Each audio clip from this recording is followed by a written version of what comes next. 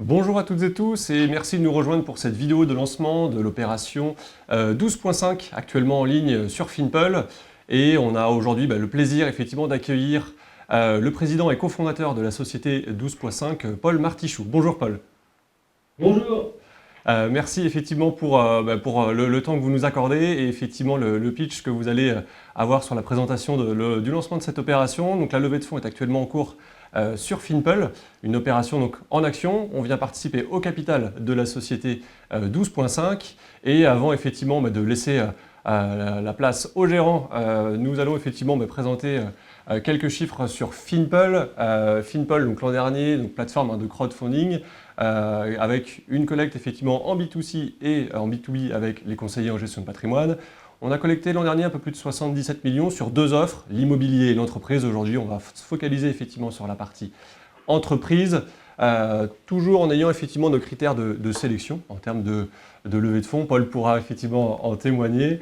Donc on va être sur une levée de fonds en général sur nos offres en action entre 200 000 et 1 million d'euros. Aujourd'hui, on va rechercher 500 000 euros sur la société 12.5 et toujours en ayant un cahier des charges assez strict sur les sociétés qui financent et effectivement l'objectif en termes de levée de fonds. On va effectivement surtout se concentrer sur des sociétés d'avenir, Green Tech, PropTech, FinTech, et effectivement 12.5 coche à peu près toutes les cases, et tout en restant effectivement sélectif, puisque ça fait partie du cahier des charges à la fois sur l'immobilier, sur les entreprises. On met en ligne entre 2 et 5% des levées de fonds qui nous arrivent, et effectivement on essaie d'avoir les opérations les plus sécurisées possibles, et tout en ayant effectivement encore une fois un potentiel de croissance sur les sociétés que l'on finance.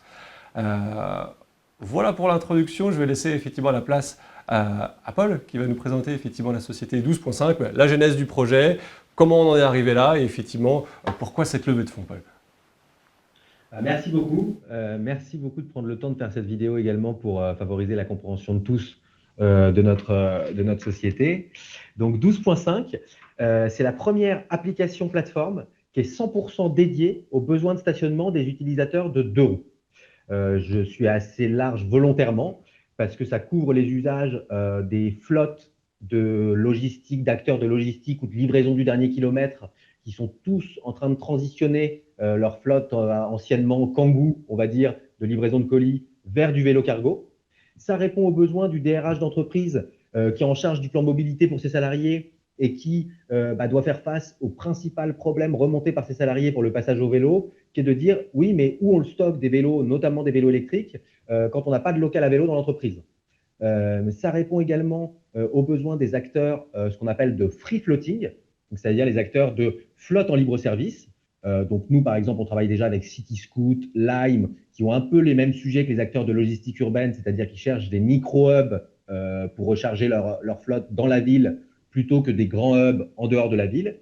Et enfin, d'un point de vue particulier, même si c'est secondaire dans notre plan, ça répond également aux besoins du particulier qui est à scooter, dont le stationnement est devenu payant sur la voirie à Paris et où c'est prévu dans plusieurs autres villes françaises, au particulier qui a acheté un vélo électrique autour de 2 000 euros et qui ne souhaite pas le laisser dans la rue par crainte du vol et du vandalisme. Et donc tous ces usages, toutes ces typologies d'usages qui souscrivent depuis 18 mois à la plateforme 12.5, elle s'inscrit en fait dans une tendance globale des mobilités qui est l'explosion de la mobilité à deux roues et plus particulièrement de la mobilité à deux roues décarbonée, le vélo, la trottinette, alors qu'à contrario, il y a une tendance inverse qui est la baisse structurelle depuis plus de 10 ans de la pratique voiture dans les villes. Cette baisse de la pratique voiture, elle a eu un impact assez fort sur l'immobilier, qui est le fait qu'il y a de la vacance dans la plupart des parkings des villes françaises. C'est 35% de vacances à Paris. On a atteint 40% hier de vacances à Lyon. Bordeaux, ça explose également. Il faut savoir que historiquement, les logements qui ont été construits dans les années 60-70, ils prévoyaient 2 places de voitures par foyer. Aujourd'hui, on est à 0,3 voitures par foyer à Paris. Alors, je connais mieux les chiffres de Paris parce qu'on n'est lancé qu'à Paris à date, mais c'est aussi l'objet de la levée de fonds de se déployer. Donc, l'idée de 12.5, c'est de répondre à ces deux besoins de façon complémentaire. C'est-à-dire que l'idée, c'est de se mettre au carrefour de ces deux besoins. Donc 12.5 répond aux besoins des propriétaires de parking, au sens large, les bailleurs, les exploitants, les hôteliers, pour leur permettre de trouver des nouvelles sources de commercialisation de leurs places vides, en répondant également aux besoins des utilisateurs de deux roues toute une typologie d'usage, qu'elles soient entreprises ou particuliers, en leur offrant la réponse la plus simple et pratique possible au problème que tous ces acteurs rencontrent, qui est où on stocke tous ces vélos. Et donc, si on résume le concept de 12.5, on permet aux propriétaires des 12,5 mètres carrés qui sont disponibles sur une place voiture, qui est vide aujourd'hui, de la recycler en la découpant en 10 places vélo ou 3 ou 4 places scooter pour faire ça. D'un point de vue business model, c'est le gros point fort de 12.5. C'est un business model qui repose en 3 étapes. La première étape, on obtient des bailleurs des mises à disposition de places. J'appuie sur mise à disposition et pas sous-location ou pas contrat de location. Il n'y a pas de revenu minimum garanti. On obtient des places qui sont aujourd'hui vides, que ce soit des bailleurs publics, des bailleurs privés, des exploitants de parking ou des hôteliers. Tous nous disent « Ok, on vous fait la place sans loyer parce que de toute façon, on a un nombre de places vides tel qu'on peut se permettre une expérimentation comme ça. » Une fois qu'on a ces places, soit on groupe plusieurs fois les 12,5 mètres carrés, par exemple, pour faire 10 places de voiture, on prend 10 fois 12,5 mètres carrés pour faire des hubs au service des entreprises. Soit on référence des places individuelles pour une adresse parking sur notre plateforme. On les commercialise comme ça. Les individuels s'inscrivent ou les particuliers s'inscrivent pour prendre un hub de cyclo-logistique la plupart du temps.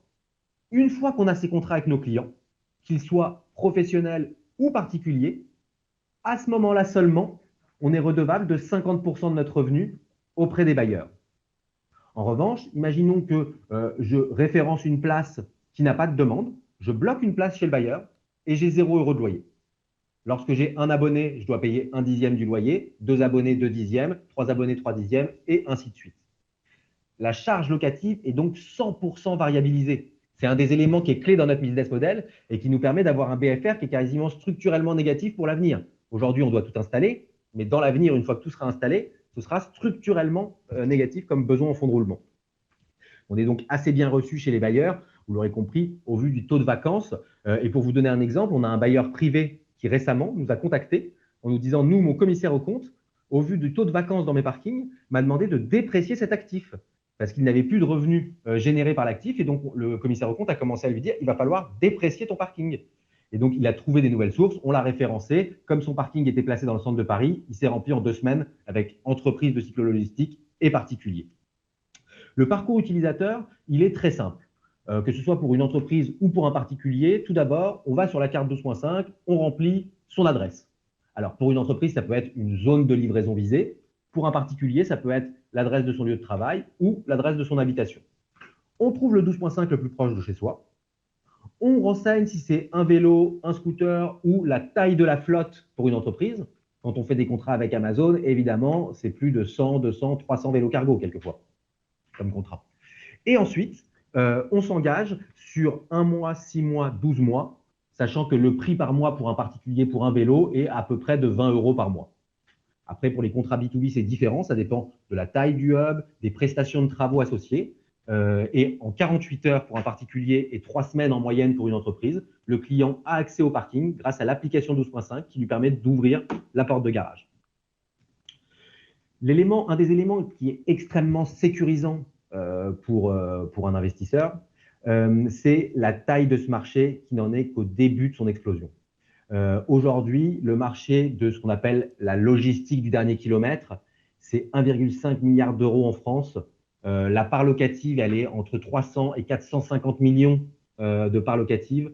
Rien que l'année dernière, sur le marché de la logistique du dernier kilomètre, il y a il y a plus de 3 milliards d'euros, excusez-moi, l'année dernière, qui ont été dépensés pour investir sur ces changements dans la mobilité pour livrer le dernier kilomètre.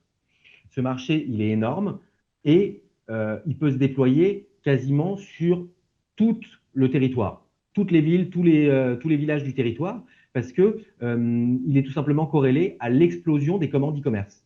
Alors, ces commandes e-commerce étaient déjà en croissance structurelle depuis plusieurs années. Elles ont encore plus explosé avec les périodes de confinement. Mais aujourd'hui, la tendance structurelle, c'est qu'il y a de plus en plus de personnes qui se font livrer des colis par Internet et de plus en plus de villes dans lesquelles il va plus vite de se déplacer à vélo cargo qu'en voiture ou qu'en camion. Je ne parle même pas de tous les projets de ville qu'il y a de mettre en place des ZFE, des zones à faible émission, où le centre de la ville sera interdit aux voitures. Et donc, nous, en 18 mois sur ce marché énorme de la cyclologistique.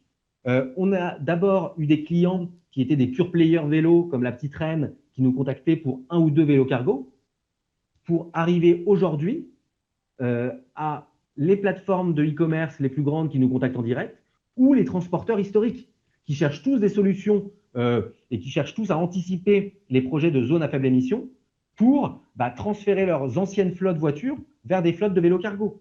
Donc DPD, Geopost, DB Schenker, FedEx, tous ces gros acteurs mondiaux du transport sont en train de se poser la question du dernier kilomètre pour le passer à vélo. Et là, on a des demandes qui sont passées en taille d'acteurs en à peine 18 mois et qui nous ont quasiment contraints à faire une levée de fonds pour pouvoir suivre toute cette demande. Et donc, même sans projeter de croissance, l'objectif qu'on a à 5 ans de faire 23 millions de chiffre d'affaires, ce serait même pas 8% du marché actuel de la cyclologistique. Donc, c'est hyper sécurisant, sachant que ce marché est au début de sa croissance. Pour info, les vélos cargo, les vélos avec les grosses caisses derrière de livraison, c'est 350% de croissance par an en achat de vélos cargo. Et toutes ces grandes entreprises du transport sont en train de chercher des vélos cargo plus performants, des vélos cargo qui peuvent descendre dans les parkings, des vélos cargo qui ont pas mal de nouvelles fonctionnalités pour transférer tout leur marché de la livraison du dernier kilomètre vers ce fonctionnement. D'un point de vue de la ressource de la plateforme, c'est-à-dire les places vides, c'est également très sécurisant parce qu'on démarche des acteurs bailleurs qui ont des 12,5 mètres carrés qui étaient prévus pour mettre une voiture, alors que nous, on peut mettre plusieurs vélos dessus. Donc, encore une fois, on vise de mettre en place 145 000 places vélo d'ici 5 ans. Ça ne représentera même pas 5% des places libres aujourd'hui dans les parkings des villes visées. Donc, c'est des éléments très sécurisants sur les tailles des deux marchés de la plateforme, sachant qu'aujourd'hui, on est quasiment le seul acteur spécialisé sur ce secteur. Ouais, et effectivement, Paul, on évoquait effectivement les vélos cargo. On a aussi les scooters, parce que récemment, il y a une loi qui est passée à Paris, notamment, où les scooters thermiques doivent payer leur stationnement sur la voirie. Peut-être que tu peux nous en dire un peu plus. Exactement. Ça, c'est une des réformes et qui est prévue dans pas mal de villes. Pour être transparent, il y a pas mal de municipalités et d'adjoints en charge de la voirie qui nous ont contactés pour d'autres villes qui ont exactement la même réforme en tête. Ce stationnement payant pour les deux roues motorisées, on arrive forcément avec une offre la moins chère, avec notre histoire de colocation de la place. Avant qu'on arrive chez les exploitants traditionnels de parking, que ce soit Indigo, EFIA, etc., la place de scooter pouvait être jusqu'à 90, 100 euros par mois. Nous, en la divisant, en faisant en sorte que chaque particulier ne loue que la portion de place dont il a réellement besoin pour la taille de son deux roues, on a réussi à faire tomber l'abonnement scooter ou deux roues motorisées à 45 euros par mois. Donc forcément, la demande qu'on a eue sur les scooters a explosé avec cette réforme. Et en avant-première un petit peu pour les investisseurs Finpel, on sera la seule plateforme e-commerce non propriétaire des lieux de parking, donc non bailleurs, qui va faire partie, qui va être le seul distributeur officiel du pass deux roues motorisé de la ville de Paris.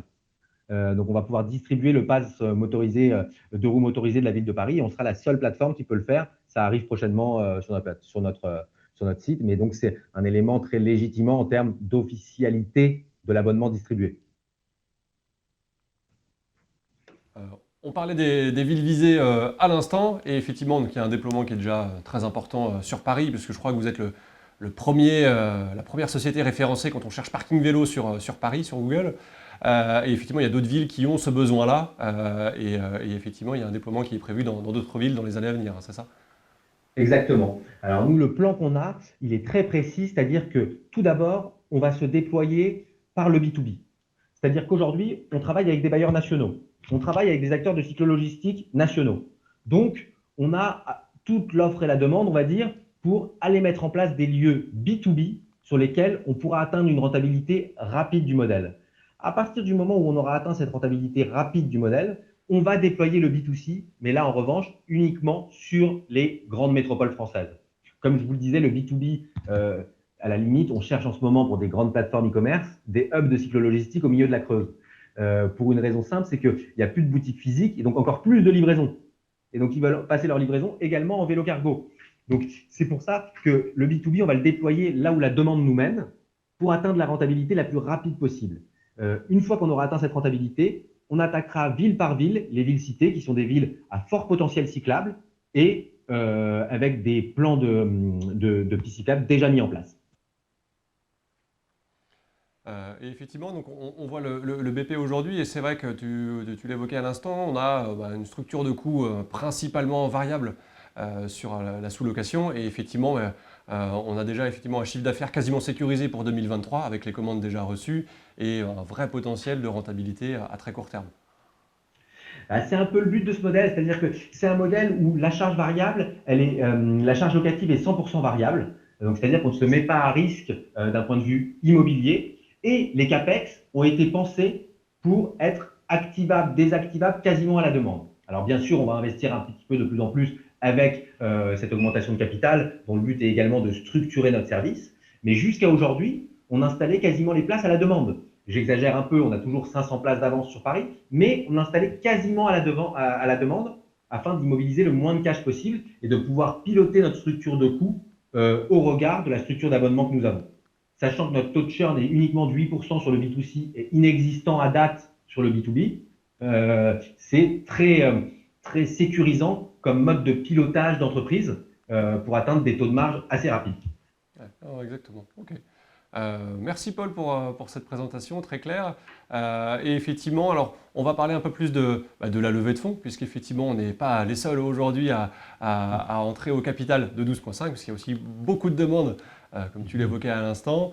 Et voilà effectivement les caractéristiques de la levée de fonds. Donc on recherche jusqu'à 500 000 euros aujourd'hui sur cette levée de fonds, avec un ticket minimum alors, qui varie un petit peu. On est à 1033 euros en fonction du prix des actions. Donc effectivement c'est le ticket minimum, un horizon de sortie de 5 ans minimum, puisqu'effectivement, on va notamment bénéficier pour les clients particuliers qui investissent en direct de la réduction d'impôt sur le revenu. On est également éligible au PEA et PEA-PME si on ne veut pas être fiscalisé à la sortie, et également au 150 0 donc dans le cadre du remploi pour effectivement la vente de sociétés par exemple. Donc Paul, est-ce que tu peux nous en dire un peu plus sur la levée de fonds globale aujourd'hui de 12,5 ? Alors, 12,5, il faut savoir que je pense que les investisseurs sont assez au courant. Il y a des éléments un peu de mode dans les investissements passés qui étaient vraiment centrés sur ce qu'on appelle les SaaS, les Software as a Service. 12,5, quand on a gagné le concours startup de la RATP sur la néo-mobilité, parmi pas mal de candidatures, a été identifié comme le premier MaaS, Mobility as a Service, qui a déjà de l'attraction commerciale forte. Et donc forcément, en tant que premier MaaS qui est vraiment mis sur le marché de la levée de fonds, on va dire, on a eu pas mal de traction sur l'augmentation de capital. Donc initialement, on voulait lever 1 million d'euros. On a augmenté à 1,5 million, puis à 2 millions au vu des demandes qu'on avait pour structurer le plus rapidement possible l'entreprise. Donc aujourd'hui, sur ce tour qui s'arrêtera à 2 millions maximum, on a déjà, dès ce qu'on appelle la levée de fonds en seed, donc en amorçage, un venture capital, un fonds de venture qui est rentré et qui a déjà versé sa participation il y a 2 semaines pour 400 000 euros. C'est Takara Capital, qui est un expert des investissements dans le parking et qui avait déjà fait des très beaux coups, on va dire, avec les plateformes voitures. Sur le même montant, s'est positionné un corporate venture, dès l'amorçage également, et pas n'importe quel corporate venture, car il s'agit du La Poste Venture. Donc, c'est-à-dire, si on considère toutes les filiales La Poste et tous les marchés que distribue La Poste à des sous-traitants, le plus gros potentiel de flotte vélo français, parce que si on considère Chronopost, Stuart, Geopost, VIPost, l'ensemble de ces filiales du groupe dont la livraison de colis, on va dire, est ancrée dans l'ADN historique de l'entreprise. Et donc, La Poste Venture suit pour le même montant. Et enfin, on a également des engagements sur pas mal de réseaux de BA, sachant qu'il y a toujours des grosses entreprises françaises du même type, toujours à entité assez service public, assez délégation de services publics dans l'ADN, qui s'intéressent toujours au tour actuellement. Et donc, on sécurise les places au fur et à mesure. Mais dans l'idée, on n'ira pas au-dessus de 2 millions. Donc, la levée est quand même très bien engagée, très bien sécurisée, à l'image du chiffre d'affaires de l'année prochaine. Super, que des bonnes nouvelles, et notamment ce contrat effectivement avec La Poste.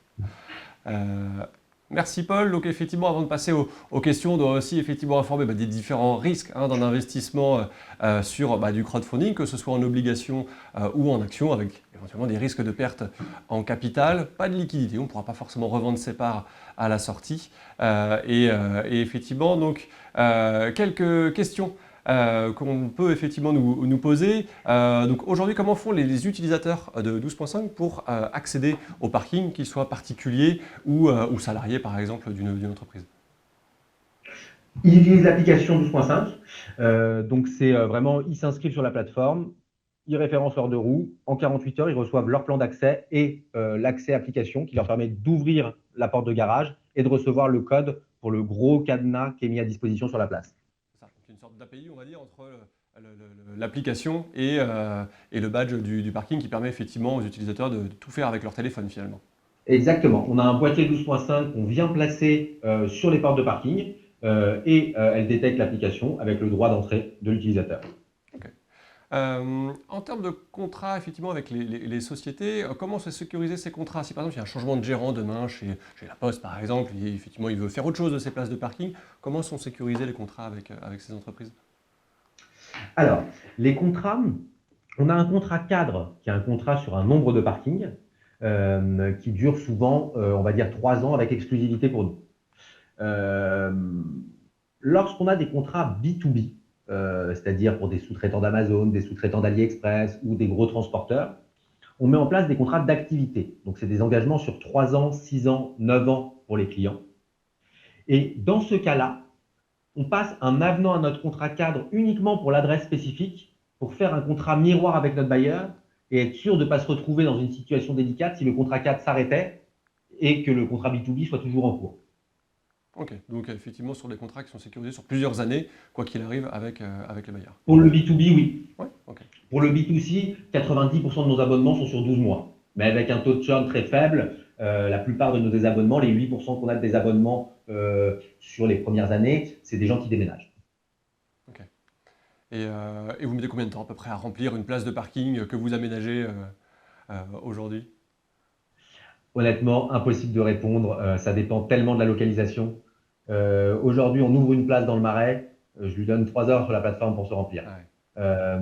On ouvre une place à Saint-Ouen ou dans des endroits où il y a moins de vélos électriques. Ça peut mettre un peu plus de temps. Ok, super. Merci Paul pour ces éléments. Donc en conclusion, effectivement, 12.5, vous l'aurez compris, levée de fonds de 500 000 € en action sur Finpel, un chiffre d'affaires quasiment déjà sécurisé sur 2023, un potentiel énorme, parce qu'effectivement rien qu'à Paris, il y a ce potentiel et dans les autres villes en France, on a effectivement ce gros potentiel à venir, et puis une structure de coût principalement variable qui permet effectivement d'atteindre ce seuil de rentabilité très, très rapidement. Donc effectivement, un très bon investissement qu'on peut à la fois placer dans un PEA-PME pour la réduction d'impôts ou pour du 150 0 BTR, comme je l'évoquais tout à l'heure. Paul, un dernier mot? Merci beaucoup. J'espère qu'il y aura le montant maximum pris par Finpel parce qu'il y a aussi de la synergie au vu du cœur de métier de Consulteam. Donc nous, bien sûr qu'on cherche de l'investissement, on va pas mentir en disant qu'on fait la levée de fonds uniquement pour chercher des copains. Évidemment, on cherche à investir et à développer l'entreprise. En revanche, dans l'histoire du tour de table, dans l'aspect un peu smart money comme on dit, avoir d'un côté la plus grande flotte de vélos de France et d'un côté un acteur spécialisé dans l'immobilier et qui connaît donc ses besoins bailleurs en termes de vacances parking dans le monde de la copropriété, évidemment, ça a du sens pour le développement qu'on cherche à mettre en place le plus rapidement possible dans des objectifs assez élevés, de créer assez rapidement un très gros acteur de la cyclo-logistique européenne. Merci beaucoup Paul. Merci encore une fois pour ta disponibilité. Et puis, voilà, si vous avez encore une fois la moindre question, il ne faut pas hésiter. Très bonne journée à tous. Merci à bientôt. Beaucoup. Merci Paul. Merci à tous. Au revoir.